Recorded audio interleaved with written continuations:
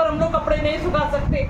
नीचे ये अमित अग्रवाल, हमें नहीं पता, भाजपा के कुछ बोलते हैं मंत्री हैं क्या है, मुझे नहीं, अपनी रसूख के बल पर, अपने रसूख के बल पर ये हम लोगों को डरा धमका करके रखते हैं। अपने घर में हम लोग सुरक्षित, में छोटी छोटी बच्चियां पूरी। परसों 22 अगस्त को मेरे पति का जन्मदिन था, जिसकी वजह से कुछ मेहमान आए हुए थे, उनकी नीचे बाइक खड़ी हुई थी, उसी को लेकर के उन्होंने इतना तगड़ा झगड़ा किया कि बाइक, उन्होंने डंडा, वाइपर, नुकीले धारदार हथियारों से हम लोगों पर हमला किया जब हम अपने मेहमानों को छोड़ने। मतलब मैं ये नहीं कह सकता वो भाजपा के हैं, किसके फ़ोन आते हैं कि आप सब वो समझौता कर लो, मतलब इसका मतलब तो ये है कि आप किसी को भी पीट लो, उसकी पत्नी को गाली गलौज कर लो, बच्चों को डरा लो, धमका लो, और उसके बाद हमारे ऊपर ही मतलब जो है आप वो करोगे कि भैया।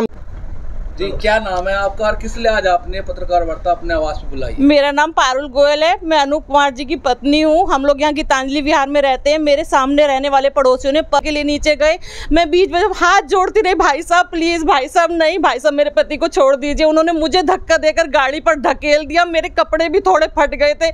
मैं 12 बजे तक पुलिस स्टेशन लेकर इनको बैठी रही, कोई FIR दर्ज नहीं की गई। हमने इनके मेडिकल कराई। अगले दिन में 4 बार मुझे पुलिस थाने के चक्कर, तब जाकर के मेरी FIR दर्ज हुई, मगर अभी तक कोई कार्रवाई नहीं की, क्योंकि ये बोलता है कि क्या बिगाड़ लोगे FIR करके। मेरे तो मुख्यमंत्रियों से संबंध है, मेरा कुछ नहीं कोई बिगाड़ पाएगा। अब मैं वापस नीचे घर से उतरते हुए हमें डर लग रहा है। मेरे छोटी छोटी बच्चियां सहमी हुई हैं ट्यूशन।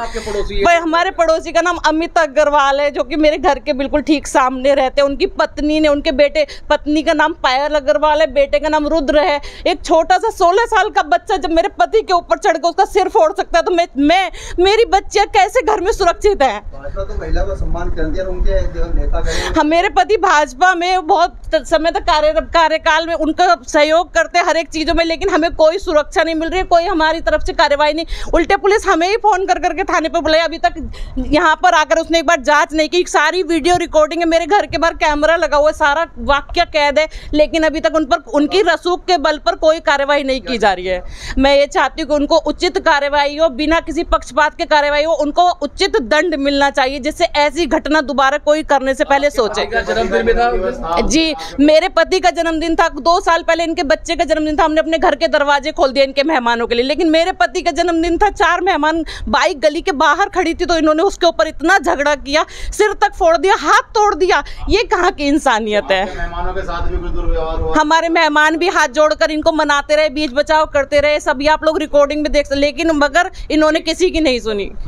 भी इन्होंने हरकत की है वे हर प्रकार से किसी भी संदर्भ में देखा जाए तो अमानवीय है और बिल्कुल हत्या की साजिशन के तहत की गई है। तो इसकी कठोर से कठोर कार्रवाई होनी चाहिए और हमें प्रशासन की तरफ से सहयोग मिलना चाहिए, हमारी सुरक्षा की जानी चाहिए।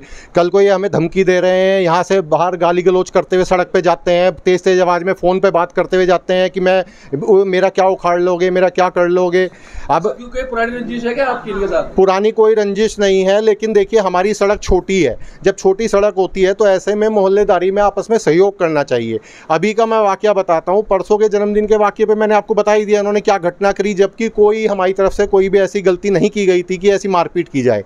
2 साल पहले इनके बेटे का जन्मदिन था, यहीं सड़क पे ही टेंट लगा हुआ था, मैंने अपने घर के पूरे गेट खोल दिए, अंदर तक इनके मेहमान बैठे हुए थे कि भाई साहब आप आराम से यूज़ करो स्थान। देखो मोहल्ले क्या होता है, मोहल्ला परिवार होता है। क्या सत्ता का रोब दिखा रहे हैं? बिल्कुल सत्ता का रोब दिखाया जा रहा है भाजपा की तरफ से, जो है कई लोगों के हमारे पास, मतलब मैं ये नहीं कह सकता वो भाजपा के हैं, किसके फ़ोन आते हैं कि आप सब वो समझौता कर लो, मतलब इसका मतलब तो ये है कि आप किसी को भी पीट लो, उसकी पत्नी को गाली गलौज कर लो, बच्चों को डरा लो, धमका लो, और उसके बाद हमारे ऊपर ही मतलब जो है आप वो करोगे कि भैया समझौता कर लो, नहीं तो हम तुम्हारे साथ गलत कर देंगे। रिपोर्ट में क्या है? मेडिकल रिपोर्ट में भाई साहब उन्होंने किसी बड़े नेता के दबाव में, क्योंकि ये कहते हैं कि मेरे बहुत बड़े बड़े नेताओं से संपर्क है, इन्होंने फ़ोन करवा रखे थे, हमारी ना तो मेडिकल सही प्रकार से किया गया। मैं कहता रह गया कि भाई साहब हाथ में बहुत दर्द है, बहुत ज़्यादा दिक्कत है इसका, आप जो है वो क्या बोलते हैं उसको कि एक्सरे करवाओ, तो उन्होंने कहा कि यहाँ कोई एक्सरे की सुविधा उपलब्ध नहीं है, आप बाहर जाके करवाते रहना। जी भाई साहब, आप ये बताइए कि अगर हम बाहर जाके एक्सरे कराएंगे तो क्या इसकी वैल्यू होगी उस रिपोर्ट में?